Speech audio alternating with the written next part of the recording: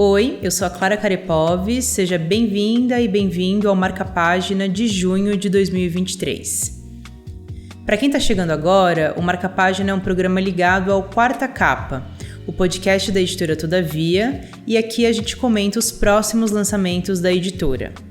Em junho, a Todavia vem com toda a diversidade de sabores literários, mas que abordam histórias, ensaios e reflexões cheias de camadas sobre questões contemporâneas, da ficção científica às origens do sensacionalismo na TV, passando pela jornada de um pistoleiro pelo Brasil, até ao pensamento radical e filosófico do existencialismo negro. Tem muita coisa boa para folhearmos juntos hoje no Marca Página, mas antes, vamos a um recado super importante. Assine ou siga o Quarta Capa onde você está nos ouvindo e onde mais quiser nos ouvir. Com isso, você recebe 2 lembretes nossos ao longo do mês. Um deles na segunda quarta-feira do mês, com o episódio do Quarta Capa, e o outro na última quarta-feira do mês, com a edição do Marca Página. Se você gosta de planejar suas próximas leituras e tem curiosidade sobre o que vem por aí, todo mês a gente tem esse encontro marcado. Apresentações e pedidos feitos. Como sempre, a gente começa pelo quadro Primeiras Impressões. Hoje eu tô aqui com a Carol Faquin, do editorial da Todavia, para nos contar um pouco sobre as primeiras impressões dela sobre Degelo, o novo romance de Lucrécia Zapp. Oi, Carol, boa tarde, obrigada por topar conversar com a gente. Conta pra gente um pouco sobre Degelo, o que você achou? É um livro super interessante, porque assim, ele te pega muito na história, porque ele é meio um mistério, principalmente no início. O livro começa com a personagem Ana em Praga, ela tá num museu e ela vê um quadro da Eleonora de Toledo, que é um quadro do Bronzino, e ela fica muito impactada, começa a chorar, porque ela lembra de outra Eleonora, que ela conheceu há muitos anos, quando era adolescente. Numa única noite elas se viram. E de início a gente não tem muitas informações além disso, além do fato de que essa noite marcou a vida da Ana, que então vê esse quadro que se chamava Eleonora e que além disso parecia com a Eleonora que ela lembrava, afetou ela a ponto de o Max, que é um amigo / chefe dela, um pianista com quem ela trabalha, incentivar ela a entrar em contato com a Eleonora depois de mais de 10 anos dessa noite fatídica. E a gente meio não sabe muito o que aconteceu. A gente sabe que a Ana ficou presa, a gente sabe que aconteceu alguma coisa. Aí vai passando o livro, isso não é um spoiler, porque enfim tá ali nos textos do livro da Quarta Capa, da Orelha. A gente descobre que a Ana e a Eleonora, elas mataram um homem nessa noite em que elas estiveram juntas, né? A única noite antes desse momento do livro, da vida delas, em que elas estiveram juntas. E elas mataram esse homem sem a intenção de matar, né? Elas estavam bêbadas, enfim, sob a influência de drogas e tal. E acabam ateando fogo a o que elas acreditam ser um monte de papelão na Avenida Angélica. E tinha um homem dormindo embaixo desses papelões e, enfim, eventualmente descobrem que eram elas. A Ana era menor de idade, passa menos tempo na Fundação Casa. E a Eleonora já tinha mais de 18 anos e é presa e passa quase 10 anos presa. E as duas ficam marcadas por esse crime, né? No Brasil, todo mundo reconhece elas e sabe que elas cometeram esse crime. E a Ana, ela foge basicamente para Nova York. Ela mora em Nova York depois que ela cumpre a pena na Fundação Casa. Porque ela não tem... Até em Nova York, ela tem medo de sair de casa, porque sempre tem turista, sempre as pessoas reconhecem ela. E daí essa é meio digamos, o esqueleto do livro, assim, né? E a partir disso a gente também fica sabendo um pouco da história desse homem que morreu, que era um homem indígena, um pajé. Mas o que é interessante do livro, para além desse mistério do relacionamento das duas, é que elas são protagonistas, que elas não são assim, elas não são perfeitas. E além de tudo, assim, elas são 2 meninas ricas, da elite paulistana, que falam como meninas ricas, brancas, da elite paulistana. Sim. O livro é um livro que traz esses diálogos nem um pouco politicamente corretos, que a gente até fica meio assim lendo, Mas eu acho que isso é uma força do livro, porque mostra que realmente, assim, elas não são perfeitas, mas ao mesmo tempo elas também não tiveram intenção de fazer o que elas fizeram, assim.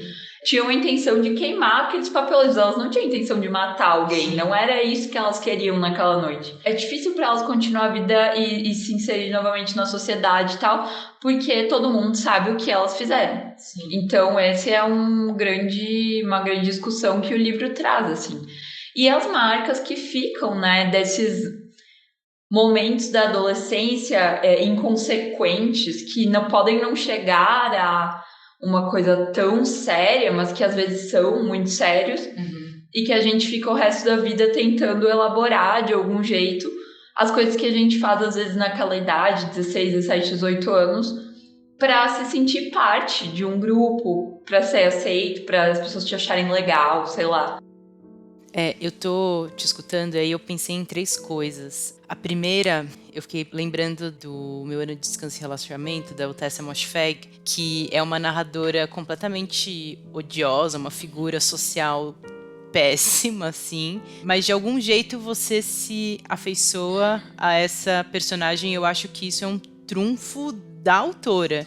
Te escutando, eu tô entendendo que no livro da Lucrécia tem um pouco isso também. A segunda coisa que eu pensei, que a Lucrécia ela foi uma das primeiras autoras da casa, né? Logo que a Todavia nasceu, a gente publicou o Acre, da Lucrécia Zapp, e que é um livro que eu gosto muito. E tô lembrando aqui, te escutando falar, tô lembrando que quando eu li o livro, uma coisa que eu gostei muito é que ela não te entrega tudo de cara. Então ela vai construindo camadas, ela vai dando umas pistas, deixando algumas coisas implícitas. Escutando, fiquei com a impressão que segue desse jeito. É isso mesmo, tipo, no início tu tem essa ideia básica do que aconteceu ali, só que aí tu vai vendo que aconteceram muitas outras coisas naquela noite, coisas, assim, importantes, sabe, que também marcaram elas. A Lucrécia vai contando aos poucos como que foi a vida delas na Fundação Casa e na penitenciária, na cadeia, o que aconteceu logo depois, né, quando elas estavam sendo julgadas, como é que foi lá. Então, assim, é super interessante. A Lucrécia trabalhou com pessoas da etnia do índio, que ela coloca no livro, né? E também com meninas da Fundação Casa. Ela visitou a Fundação Casa, ela agradece, inclusive, no fim do livro, para entender como é a vivência dessas meninas lá dentro e tal. Acho legal você falar isso, porque às vezes a gente tem essa ideia de que escrever um livro é tipo uma inspiração que você vai lá e escreve. E, na real, o processo do livro, e acho que diz também de um bom autor ou autora, é muito estudo, né? Ainda mais por ser, quem sabe quem é a Lucrécia, só seguir ela no Instagram, ela é um amor, e ela mora em Nova York, assim, não é, acho, uma experiência que ela tem, assim. Então é interessante que ela foi atrás pra ver, pra não ficar uma coisa caricata. Não tem como a gente saber só imaginando, tem que ir conversar com alguém que esteve nesses lugares ou que ainda está. Você falou que é bem viciante, assim. É um livro que tu começa e tu lê numa sentada, se tu quiser, porque ele também não é longo. E ele realmente, assim, dá muita vontade de continuar lendo e ver qual é a próxima coisa que tu vai descobrir. Então, um livro muito recomendável. Obrigada, Carol.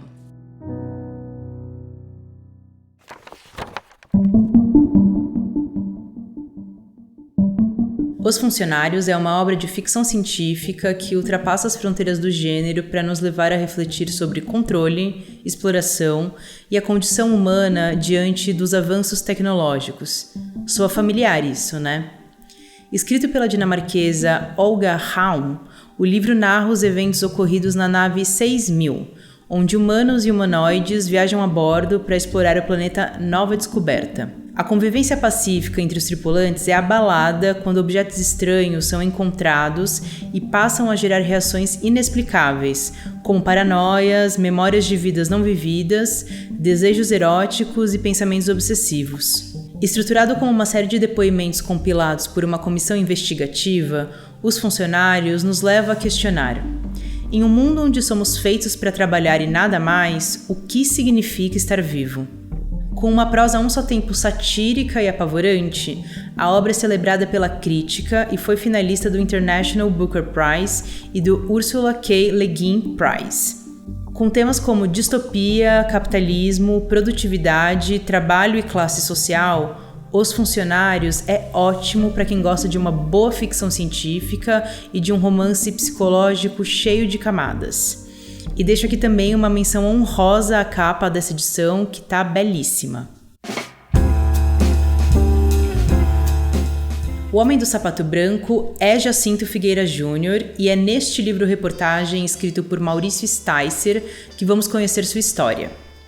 Com o programa O Homem do Sapato Branco, que estreou em 1965, Jacinto foi um dos responsáveis pela introdução de temas como furtos, assaltos, homicídios e agressões na televisão brasileira. O livro traça um perfil biográfico de Jacinto, um paulistano do Paris que sonhava em ser cantor popular, mas acabou cunhando um subgênero do jornalismo policial. O sensacionalismo de viés profundamente moralista que O Homem do Sapato Branco inaugurou na televisão brasileira ainda nos anos 60 voltou com força no final da década seguinte, inclusive com o próprio Jacinto à frente das telas. Maurício Sticer expõe a perseguição da censura e dos órgãos de segurança nacional a Jacinto Figueira Júnior e revela detalhes dos procedimentos pouco ortodoxos empregados na produção das cenas que expunham os crimes e castigos. Mas o livro-reportagem vai além do esforço de preencher as lacunas biográficas desse personagem controverso que é parte da história do jornalismo, da televisão e da imprensa brasileira. O Homem do Sapato Branco traz uma reflexão sobre o sensacionalismo e sua íntima relação com o conservadorismo.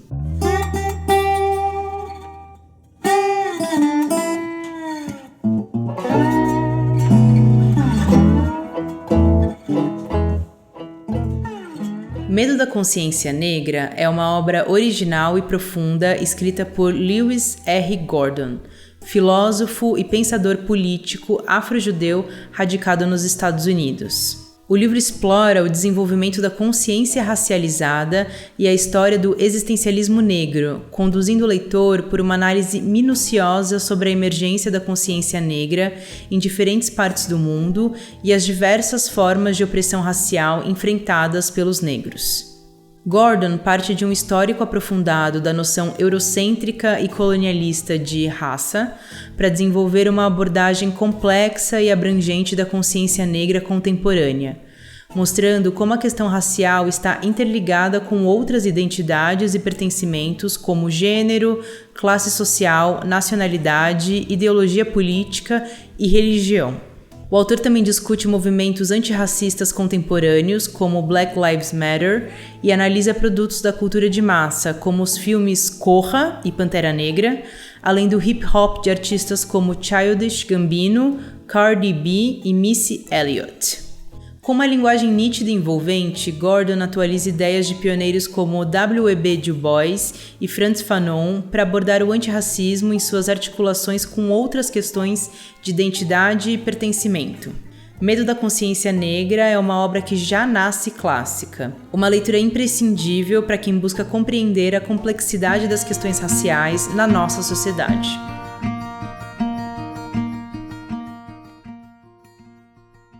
Enquanto Anoitece, novo livro do antropólogo e cientista político Luiz Eduardo Soares, é um livro eletrizante que atravessa décadas do Brasil, contando a história de Raimundo Nonato, um trabalhador rural órfão de pai que, aos 20 anos, mata o violador de sua irmã e, por causa disso, acaba incorporado à milícia do engenho onde trabalha. Anos depois, em 1973, como jagunço experiente e disciplinado, é obrigado a ajudar o exército em uma operação na casa de sua madrinha, onde um guerrilheiro comunista estaria escondido. Porém, a lealdade à velha senhora é maior e ele deixa o fugitivo escapar, sendo preso e torturado em seu lugar. A partir daí, Raimundo torna-se pistoleiro e sua trajetória, que atravessa de 1955 a 2005, é cheia de impasses e bifurcações do destino. Enquanto Anoitece é um romance feroz que atravessa engenhos, estradas empoeiradas e favelas controladas por milicianos e se movimenta com uma energia dramática que captura o leitor desde a primeira página. No fio da navalha, a história de Raimundo atravessa a história do Brasil.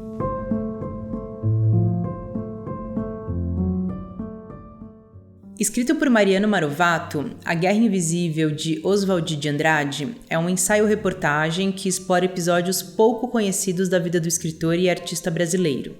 Em 1939, após voltar de uma viagem pela Europa, Oswald planejava lançar um livro, mas seu projeto nunca foi concretizado.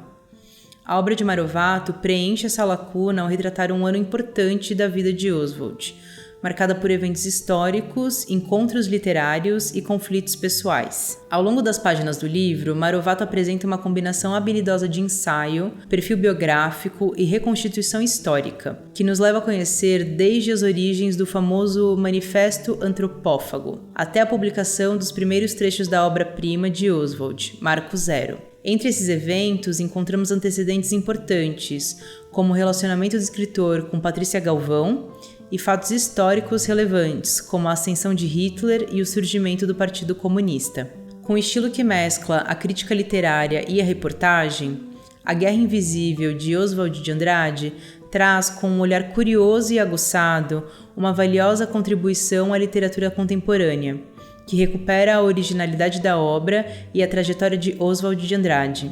Uma contribuição muitíssimo bem-vinda à melhor não-ficção literária.